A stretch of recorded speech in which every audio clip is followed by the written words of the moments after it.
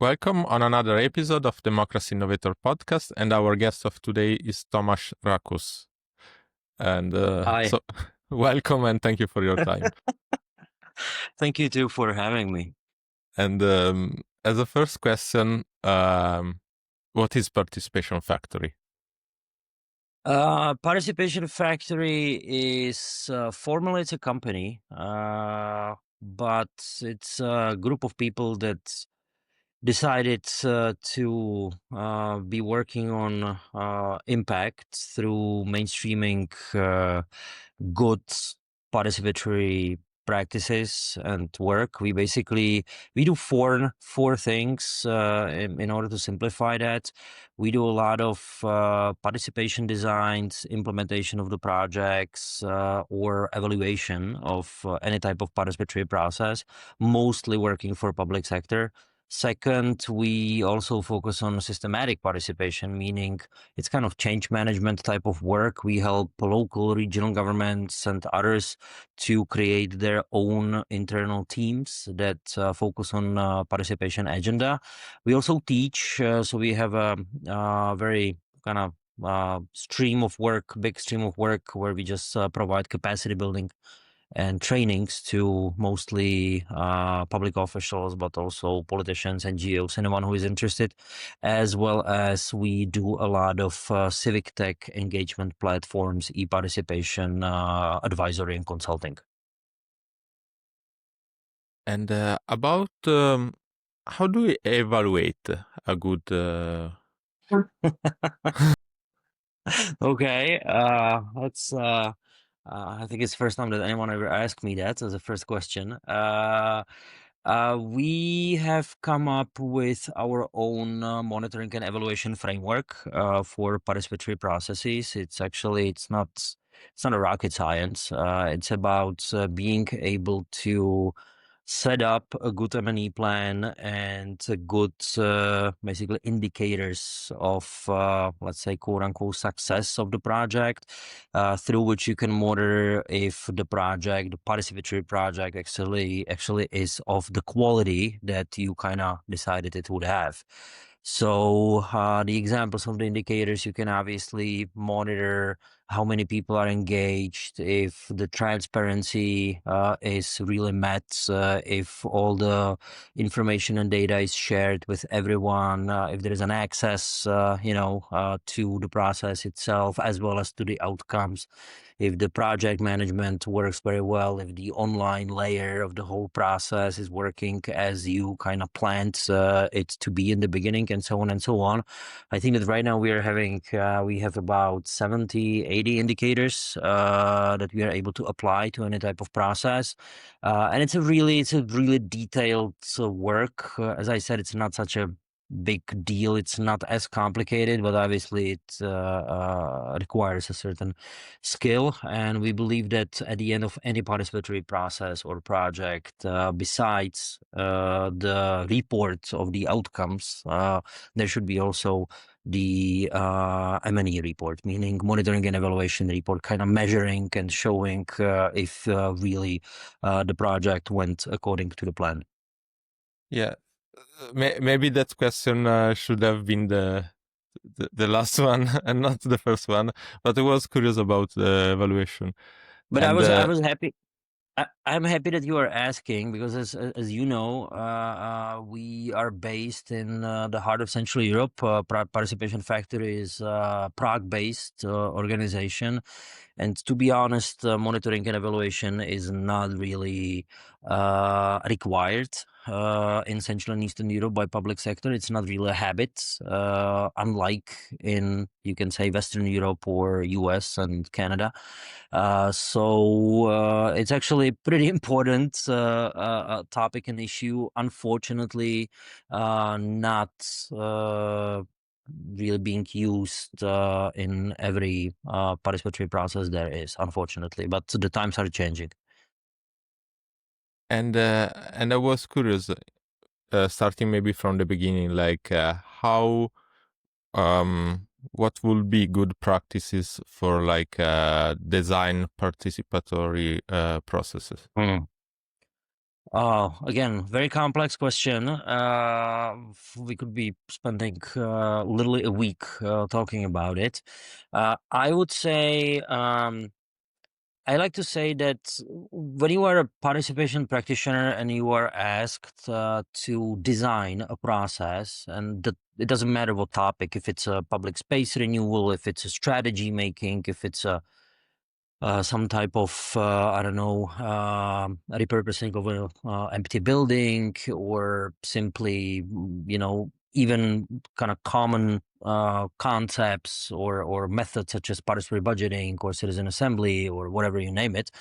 Obviously, the design is crucial for success of the project because it kind of gives you roadmap on what to do and what detailed scripts and methods and tools to use. And I think the best way how to approach it is to be extremely practical, because obviously you don't have all the time in the world, you don't have all the budgets in the world, you don't have all the workforce in the world to be helping you. So it's always pull and push type of process where you are trying to fit in a very tight, I would say, window. And the window, the kind of like the frame of the window is formed of how much money you have, how much time you have, what is your internal and external capacities, and what are the desired outcomes. It means what the result should look like, what the value of the data and the format of the data should be, what the engagement should be about. And when you kind of put this all on paper, the window is never looks like you imagined in the beginning. You always had kind of screwed, and so you need to really fit in. So it's about finding. It's about finding ways how you need to be creative, definitely. But it's also about using a vast personal institutional knowledge on what actually works best, because not all the methods are great for all the scenarios, obviously. So, for example, us in a factory, we have right now catalogs of, I would say, 80, maybe 100 plus methods and scripts that we either gathered from elsewhere or we even designed ourselves. Then you have the whole big world of civic tech and engagement platforms. Again, not every tool is best fit for every single project. And then you obviously need to really walk the tightrope between what the, I would say, client in our case, either if it's a city or ministry or regional government, what they need, what they want, but also how much capacity they have, what is the size of their team, or what is their experience, what is the know-how of the participants, and so on. So it's a mixture of a lot of extremely important details that you need to take in an account. And sometimes some of the design work, sometimes we spend literally dozens of hours, dozens and dozens and dozens of hours on drawing and redrawing how to approach big complex projects. And do you have any example about some participation processes that were particularly effective? I would say 99% of the work that we do, I hope at least, is effective. And we at Participation Factory, we do about 30 to 40 big robust projects a year, annually. So across all themes and topics. So there's a lot happening. And I would say that it has become, and I can talk, especially what's happening in Central and Eastern Europe, it has become finally standard, not everywhere, obviously, but the mainstreaming is taking place.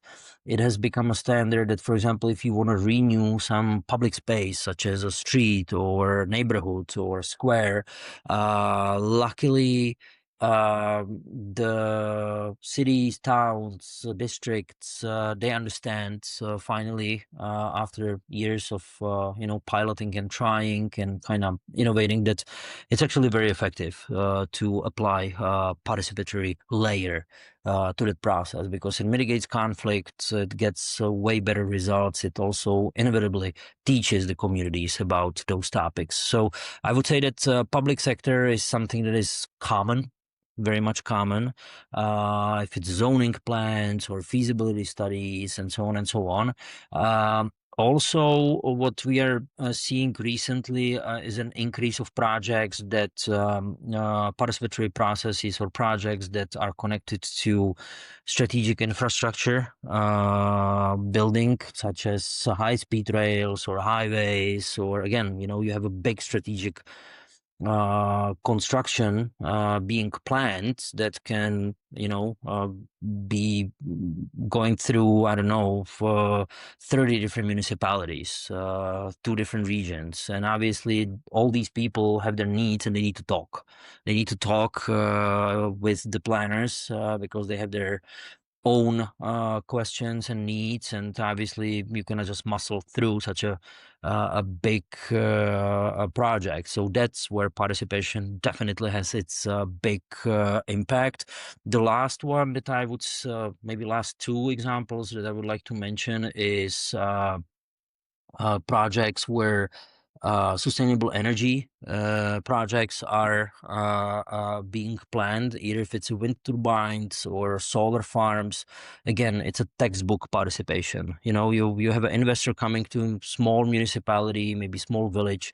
They want to build a few wind turbines. It's a pretty expensive thing, but they need to negotiate with the community and the leadership about benefits and about compensations and about the structure itself, or even maybe you are about citizens being parts in kind of co-op format of the whole endeavor. And you need independent facilitator that designs this process and kind of, holds the hands of all of them and walk them through. So, for example, that's something that we do as well. And the last one where I would see the biggest impact is, and I think it's genuinely easy to understand, is any type of participation that is happening in schools.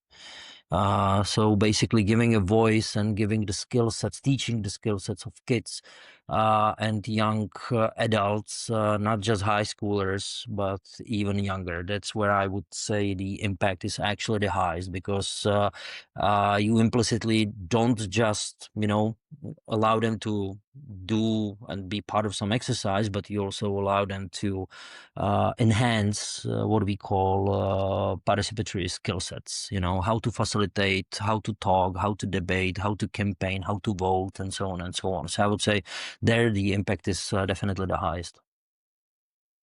And I was curious about the participation processes that are done with institutions. I mean, institutions are also committing to do what to follow the output of the participation process, or is it just a sort of advice, a sort of It depends. It depends on many factors, obviously. And again, I can talk mostly about Central and Eastern Europe, how it works here. The participation is, in most of the countries, participation is not required by law. So it's a habitual cultural thing. I would say that in regions or countries, and not every region and every country actually is matured when it comes to participation. So I would say in the areas where this is happening and it's being considered as a best practice, it's usually in places where the public officials, not just politicians, but also officials who work for local and regional governments and ministries, already know that if they do certain projects in a participatory fashion, their lives will be way more easy. Way more easier, because as I said in the beginning, it mitigates conflict, you get better data, people are less angry, you get results, and so on and so on. So actually it has a practical effect. But It's also about we have many various types of participatory projects. Either those that, and you need to set it up and kind of announce it clearly, set the rules in the very beginning. Either those where really people decide, that were really, it ends with I don't know, one or two options that. Either some stakeholder groups or broad public decides on something, either if it's a budgets or projects or whatever, or it can have a consultative format, as simple as that.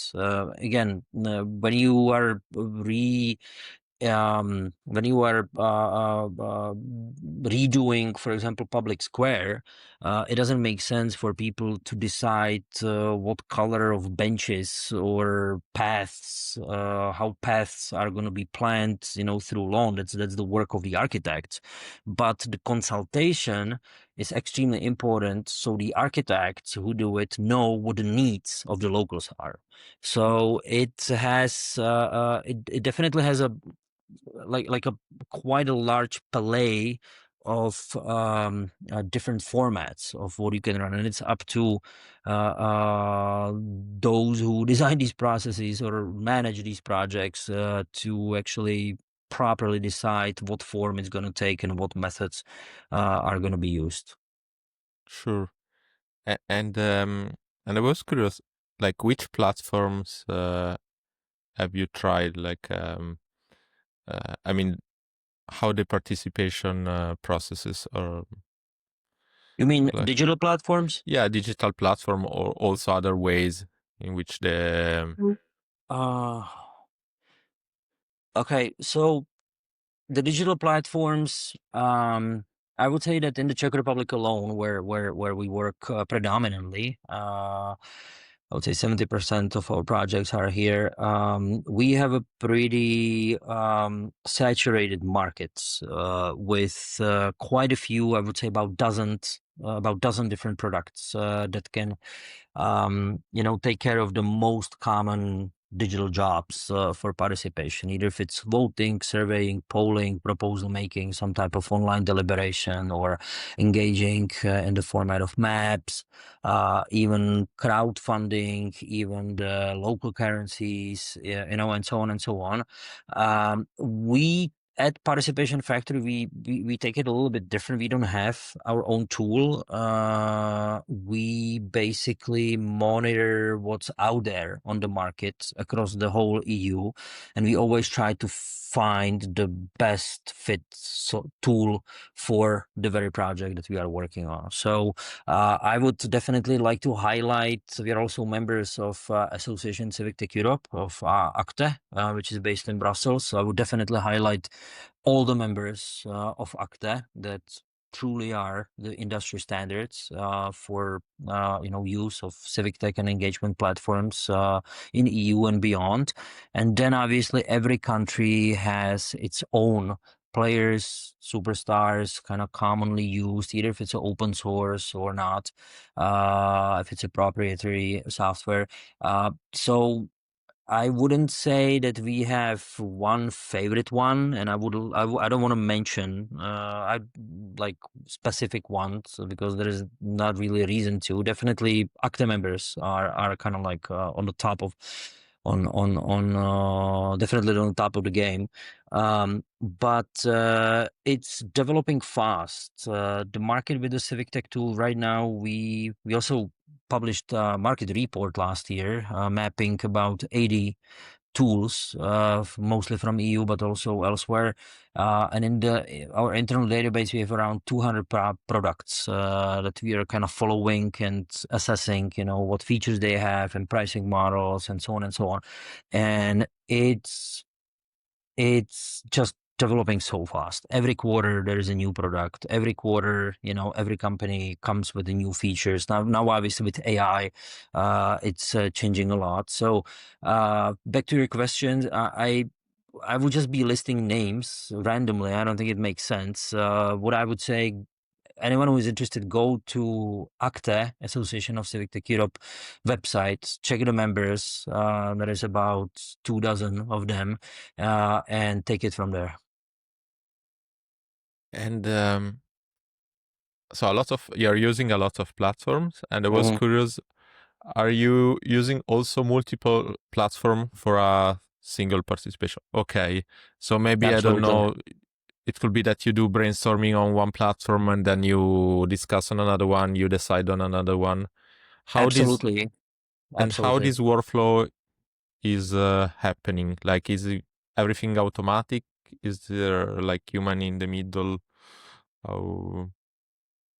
Uh, I don't think that it's automatic. I haven't come across the project where, the data would be flowing seamlessly between different platforms.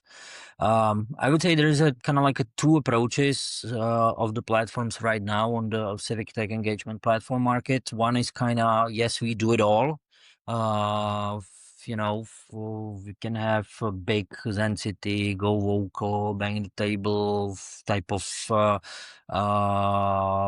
type of platforms that can take on any job, any basic job that you want, and you can really run, I would say, 80% of the projects on them.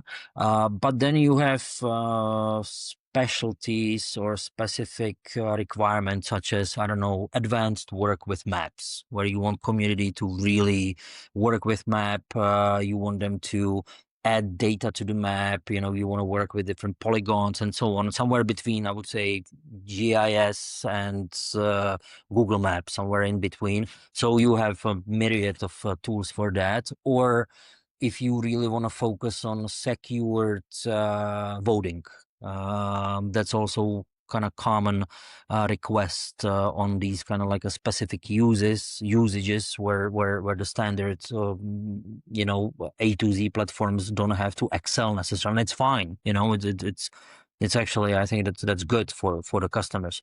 So yes, we do use multiple platforms, but I don't think that the kind of automation is a big issue or requirement, because the projects are usually pretty straightforward. We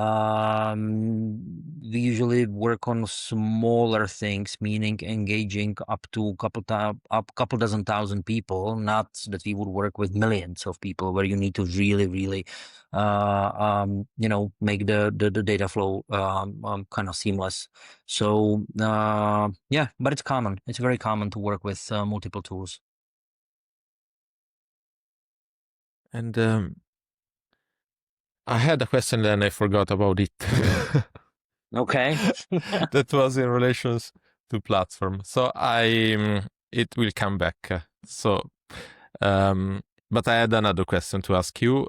And what is the history behind the Participation Factory? How did it happen? Um, we started factory 7 years ago.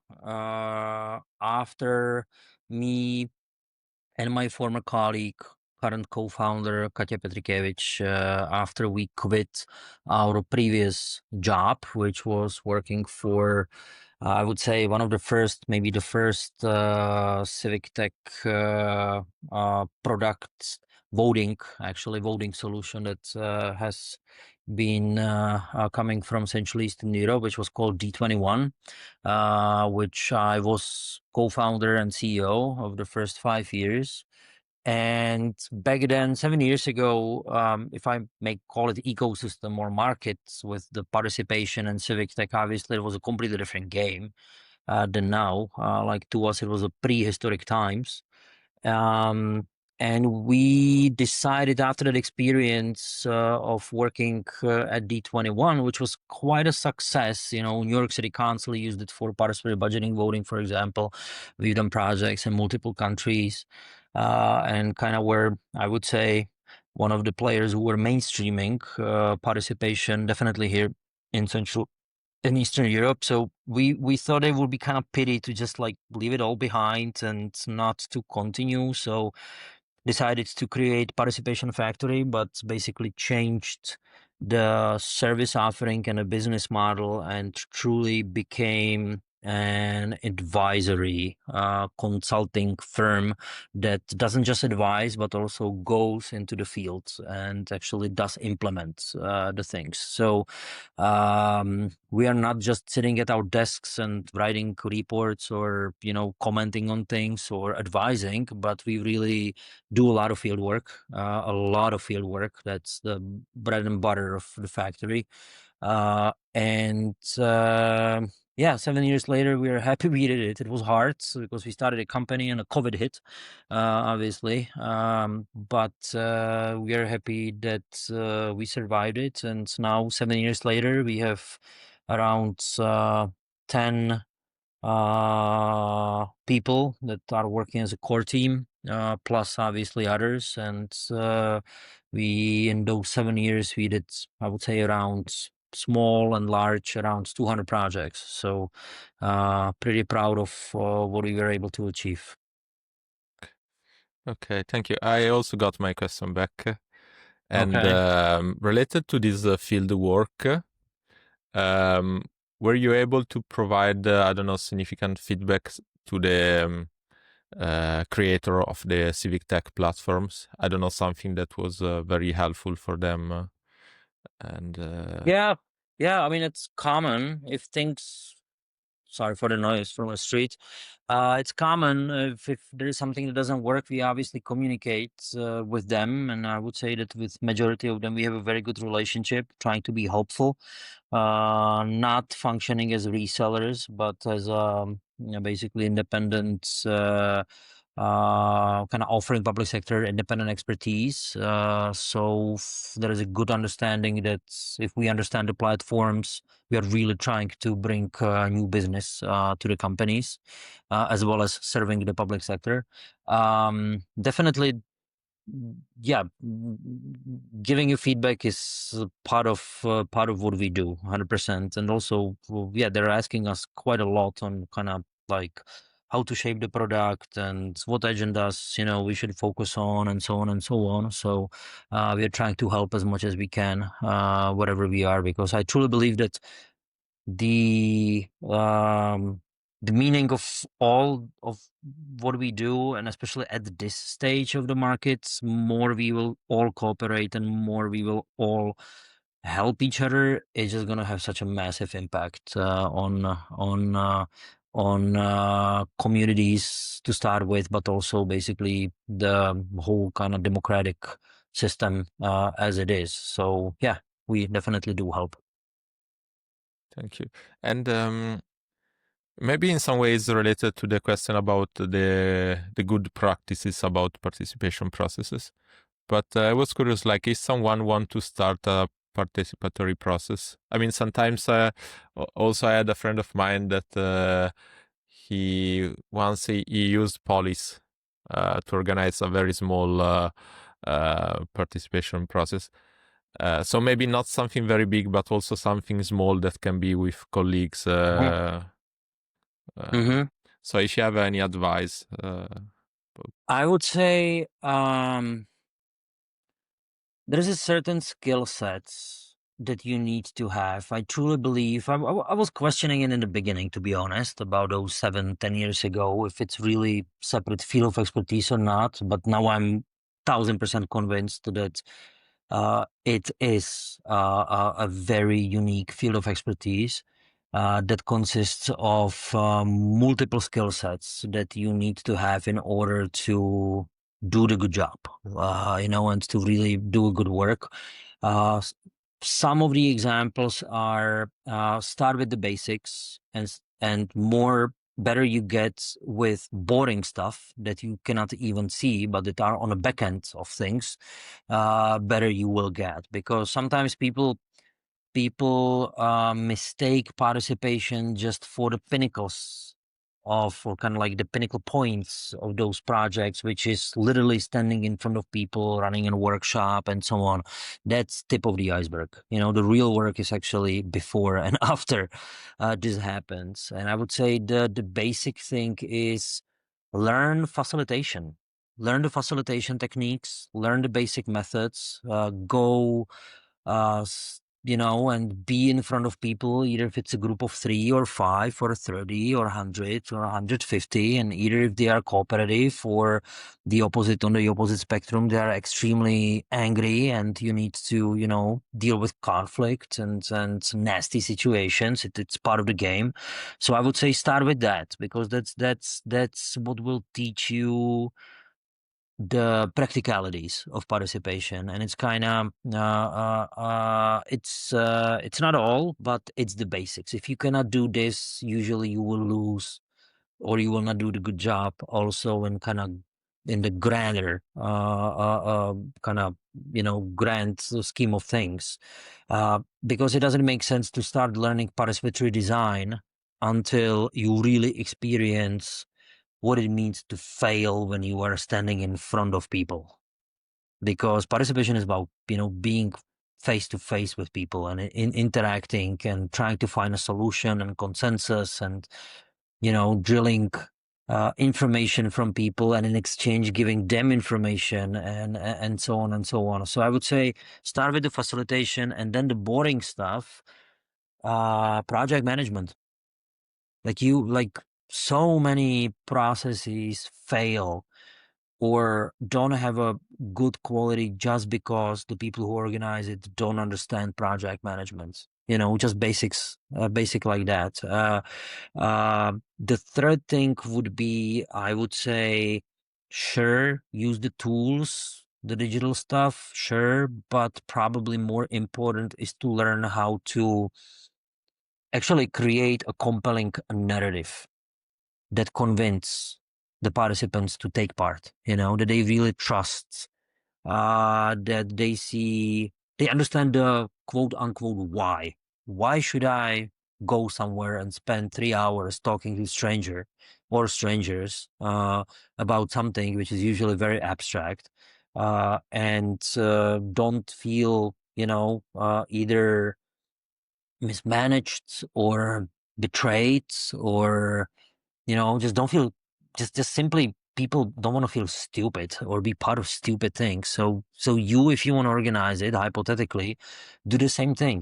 Don't turn it into something embarrassing and dull and stupid, and just focus on, I would really say, the basics. Facilitation, project management, and setting up a good narrative. Because you can have the best civic tech tool in the world, but if you cannot and to understand these three that I just mentioned, it's not going to be a success. And related to why, I mean, why a person is participating, I mean, I mean, are they doing it for free? Are they receiving like a compensation? And also, there is this question that is why people do not participate. Uh, This is obviously the most common challenge. Um, First of all, after doing this for 13 years, I genuinely believe that people do want to participate, at least in Europe, even in sub-Saharan Africa, Latin America, anywhere where we operated in the past. I truly believe people do want to participate. If they don't, it means that the design of the process is bad. It's not their fault that they didn't receive the information. It's not their fault that kind of the proposition or offering that you give them when you try to invite them to the project is not compelling. Maybe it's not comprehensive. Maybe they just don't understand what you're trying to say. That's a very, very common mistake that is happening very, very often. That we, as someone who, I mean, I don't work in public sector, but I see it over and over. The biggest mistake is to kind of talk to the public and talk to the potential participants in technical phrases and very complicated and complicated language and so on. Sure, then you discourage them. Then it also has to do with tiny little important practicalities. People want to participate, but also they will participate if you provide them with proper opportunities to participate. It's a very naive to think that, okay, I'll organize, for example, one meeting Tuesday at 4 p.m. Oh, and then I'm surprised that nobody really came, just two, three, I don't know, citizen seniors. Well, why? Because everyone is at work. So you need to take into consideration what the citizens in those specific communities, how they live. What is their challenges. If you create a space where people who have little kids and don't have someone to look after, they will not participate. So what is the solution? Either offer them also online alternative where they can take part, or bring someone who can look after the children when the workshop is happening. So it actually gets it boils down to a lot of down to earth practicalities that are blocking the participation, and I think that's something we found out very early on is the solution to these challenges. The biggest mistake is to be looking for shortcuts or magic pills. I'll create this amazing AI driven digital tool and everything is going to be solved and everyone will enjoy it and will participate. No, after COVID, since COVID, people are sick of working on screens. They want to talk, they want to touch things. The kind of like I said that we are back to haptics. Back to working with hands and actually working with materials and actually having a human face-to-face conversations. So it's a mixture of issues, but as I said in the beginning, if people don't want to participate, something is wrong with the design, or maybe the trust in that very community or town or wherever has been breached for so long that they just don't want to participate because they don't trust you as an organizer, as an institution. So it will take time. It might take another year to gain the trust back, and so on and so on. There are so many potential issues that can block the participation. But I don't believe that people don't want to participate. They want to be serviced. They want to be heard. They want to take part. But we are just, as a society, still learning how to service them in a right way. And it doesn't matter if it's through tech tools or in person activities. Yeah, maybe the tech tools can facilitate in some way this participation. Um, and there was like, how do you imagine society in the future? Like, if these kind of practices are, yeah, if there are more participation processes all around the world. Hmm. Hmm. Um, okay, let me think. I think there is few options. Not all of them are positive. I would say the realistic scenario is we will be facing more and more and more um, participation washing and civic tech washing. Kind of politicians or PR agencies or communication companies and others kind of rebranding or basically taking campaigning and approach and outreach and kind of like sugar coating it in participation. So that might I think that's a big risk. Hand in hand with that is obviously disinformation and fake news, and just being dumber and dumber and inhaling um, not not healthy and poisonous information. That's kind of negative part. Definitely, I would say, as you can see all around the world, the interest in the traditional politics is decreasing. Either if it's really boring, or again from the process design point of view, it's ineffective. You once in 2 years, perhaps you just give a blank check to either a party or a candidate, and then just watch what is happening, in the next 4 years. So the interest is decreasing. On the other hand, if we, happen to kind of mainstream and standardize what we are trying, all of us, to do, and other guests on your podcast, the things that are happening between the elections, which means literally the participation on all different types of agendas and projects and public policies and so on and so on, that can trigger an interest and truly, give people chance to influence whatever they see from their window. If I need to change something, I know how to organize and so on and so on. Either if it's a bottom up or top down participation, that I see as hopefully a positive outcome, and obviously the tools can help that. But to be honest, you don't really need that much of a digital tools to run a good participatory process. It's still it's good, but it's 8-10% of the success of the whole project. It cannot be tech driven. So I would say. I really wish there would be more of these projects because it truly helps communities. I wish there would be more of these and it would become kind of, day-to-day normal thing and mainstream, especially when it comes to the youngest generation.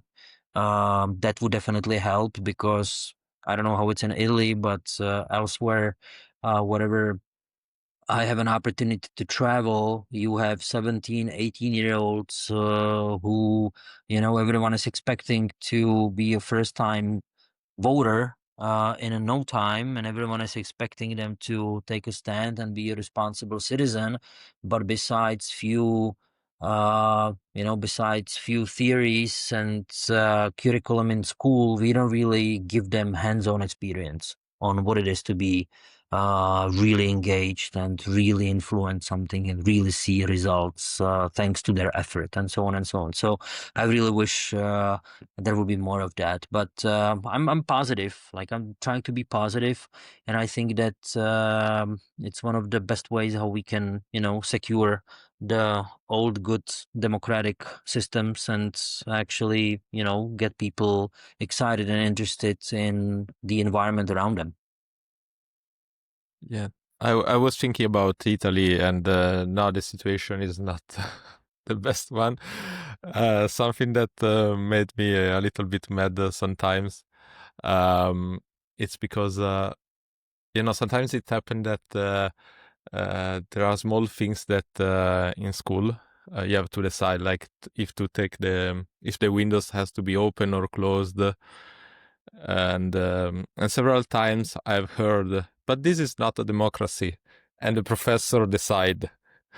And this made me like, how can we democracy or whatever, like, cannot just be a name. It has to be like something that you put in practice every day. And I can understand that it can be in some way problematic maybe for the professor to stay there and debate if the windows has to be open or closed. But at the same time, I think it can be a nice example where everyone can understand how maybe can be difficult also to. I I I understand what you're trying to say, but it's a perfect example. Let me elaborate on that. We should really stop connecting the potential activities that our youth and children can do with small things as an example, such as opening windows, yes or not. We should really be engaging them in a serious projects, in it's a super interesting socio-demographics that has understanding of where they live. They are the future generation, future voters. And from my experience, children of 10, 11 years old of age can very easily be part of actually very important processes, such as on cities, public space, such as on, coming up with different strategies and so on and so on. They can just be one of the target groups that we work with, and giving them the chance to actually work on something very meaningful. That's, I would believe, which is implicitly, kind of convincing them, oh, actually debating and finding consensus, it actually makes sense. We're making things better.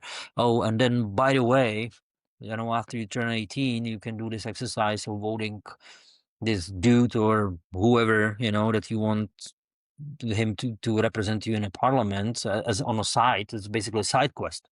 Then politics becomes a side quest, not the main thing. But the main thing is, you should be really interested in what is happening around in your city or in the region where you live, and especially now with the climate change and with the environmental issues, it's very easy to get the children and the young people engaged. It's on us and the leaders, the public sphere leaders, who don't really open as many agendas to the young people as they should. It should be a norm, to my opinion, So that's exactly what needs to, I hope it will change, that we actually become serious and start, working with them on the real stuff as early as possible. And participation is a great vehicle for that. And is there a difference in relation to the participation between adults and young people or children's, like in the way you organize it, in the tools that you are using? Um, to be honest, not really. Not really. The only thing that you need to always double check is the level of know-how of the participants, know-how they have of the agenda you wanna, discuss with them or you wanna feedback on, because again, that's one of the biggest obstacles for any successful participatory project, that we are expecting people that they come to the meeting and they know it all. That they did the self-study and and it's a very naive approach, a very, very naive approach. It has become, for example, one of our kind of, stepping stones when we plan the projects, that first we always map what is the know-how of the participants, and then we tweak the narrative, the narrative that we talked about, the narrative, the information, if there needs to be some extra trainings or capacity building for those. And it doesn't matter if it's kids or adults. Obviously, when you are working with 13-year-olds, 12-year-olds, you cannot bring on, the vocabulary that you're using when you are working with, I don't know, some professional expert stakeholders on the same topic. It's completely different game. But I don't think there is much of a difference, honestly. People are people. And if you are engaged and curious as a young 14-year-old, there is a big probability you will be similarly, curious and engaged when you're 65, and vice versa. So it's not really about, I don't find it different. Okay, it's very interesting also, and I agree about the importance of participation for young people, um, because it seems to me that once that you see that um, you can actually change something, you can contribute to something, then you don't feel powerless, as it happened in our Yeah, we we society. we we call it that you experience participation catharsis. You put an effort, something happens, and you see the results, and you see your own imprints on the result. That's extremely important. And to be honest, majority of the adults that we work with haven't experienced that. It's extremely common when you have 45-year-old, 60-year-old coming to whatever workshop on wind turbines, and it's first time in their life ever when they're taking part of a public debate, ever. And they never experienced anyone asking for their opinion. Maybe they went to the ballot boxes to, take part in elections, but again, it's a super private experience and very intimate. where you don't have to, stand up and be, center of attention for a moment and actually be asking questions and listen and, change your opinion and find consensus and so on and so on and so on. So, and this is the experience that needs to be passed on to young and old alike in order to make the participation even more widespread. And now I have a couple of questions related to you, to your experience. So your professional or academic background, how you ended up. Uh, Yes. uh, I'll just cover it briefly. It was a coincidence. In my previous career, I worked in media for a long time. Czech TV, Czech radio, a couple other newspapers here in the country, and I focused primarily on Middle East. In school, I didn't graduate, but I studied for a long time Arabic and Hebrew philology. So I didn't know nothing about participation till 2013, and then kind of the chance occurred and was I think in the right time in the right place and took part in developing that voting solution, digital solution, as I talked about it before, D21, which I was a CEO. And this is how I got into the whole world of participation about 13 years ago. So I never studied it in university. I never even thought about it. But what really caught my interest is how much impact you can create, how much change you can deliver to specific communities and specific people just thanks to organizing, good, solid, transparent, trustworthy participatory project. So it really caught my eye, and yeah, 13 years later, still doing it. I don't like my lifestyle that much anymore because I travel a lot and it's very active. But I truly enjoy what I'm doing, still, even more than before. So it's really exciting, and it's really exciting to see us, at least in our part of the world, that it's really taking off. It's being mainstreamed, and seeing a lot of ministries, regional governments, local governments, anyone, not just in the Czech Republic, all around, essentially Eastern Europe or Balkans or elsewhere, how they're taking it seriously and they really truly see the value in it, because you're basically servicing citizens. You're providing them with a good citizen experience, and that counts. Like that's what there is very few other professions, I would say, that are so connected to impact. This is beautiful. And anything about your personal background, like also starting from when you were a child, so long. Oh gosh, I don't think that's. To be honest, it's not that It's- interesting. okay. I'm just a normal kid growing up. Uh, I don't know. I like dogs. I have a dog. I love ice hockey. That's my favorite sport. I grew up listening to a lot of punk rock music and skateboarding, and I love art. I don't enjoy traveling that much since I have to travel a lot for work, but definitely like have a very quite a few favorite places around the world where I enjoy returning to, and I don't know. I really don't know what else to say. I'm not that interesting, to be Okay. honest. But now I'm also curious about how much you travel. Like, so like every day, I every wouldn't week. say every day.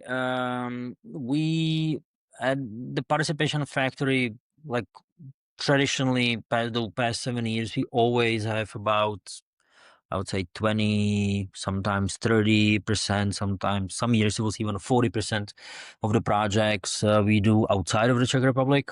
either if it's for, ministries, cities in surrounding countries, or Balkans, or, Georgia, or Northern Africa, or wherever. Katya, a colleague counted recently, we did like projects in 19 or 20 countries, with Ukraine, 20 countries. I just got back from Ukraine on Monday.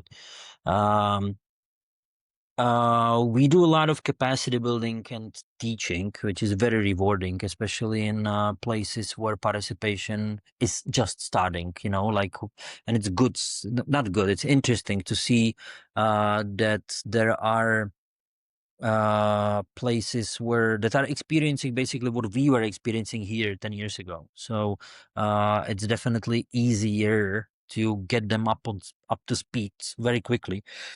So we do a lot of teaching, a lot of mentoring, and I would say 20, 30 trips a year, shorter or longer, depends. Also, we just do projects outside, so it's not always either it's public speaking or, being called to run. I don't know, before the summer, we finished a large participation project in a very, very eastern town in Slovakia on the border with Ukraine. It was a participation needed as a preparation for architecture competition of like old spa kind of area that has been neglected for past 30 years. So that's kind of public space related projects. So for example, we do that, and I was just in Lviv in Ukraine, having a keynote about participation and civic tech, mostly on behalf of Participation Factory as well as ACTE, Association Civic Tech Europe. So it really depends. It depends kind of quarter by quarter, month by month. Okay, I was just curious. And is there anything that you're trying to, I don't know, fix, solve into your organization? Something you have an idea, you don't know how to do it. Maybe someone will listen and think, okay, I have the idea. Interesting question. Hmm. I would say we've been playing a lot with we are really obsessed with the boring stuff. As I said, project management, process design, monitoring and evaluation, because I truly believe this is what brings the quality to those projects. And obviously, as everyone else in every other field around the world, we're trying to figure out how to make certain workflows more effective thanks to AI. So that's interesting. That's kind of like a challenge of this year, and I think it's a must to think about it, how to basically decrease the number of hours that you focus on the boring stuff. I truly don't believe that AI would be able to just, you press the button and you have everything kind of designed and checklists and you can do it. I don't believe the reality kicks you in the butt always, because people are people and small practical things matter. So I don't buy this. But in a specific cases and specific parts of our work, AI can definitely be helpful. So that's a challenge. Otherwise, we're trying to do more projects abroad, and trying to figure it out. That's actually interesting. We're trying to figure it out right now how to help the civic tech companies more, especially bringing them into Central and Eastern Europe. So if there is anyone who is representing whatever civic tech company around the world and would like to kind of explore the markets in Central and Eastern Europe, contact us. That's something that we are really trying to figure it out, because I think that's the next frontier for a lot of companies.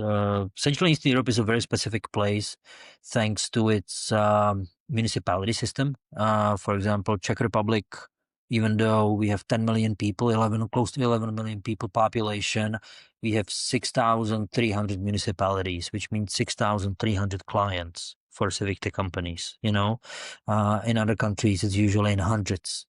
And there is a lot of interesting things going on. So that would be probably kind of like the major challenges that we are working on now in 2025. Okay, and as last question, if you have any message for people that are experimenting with software, or maybe that are doing something similar to you but in other countries, in other places. So yeah.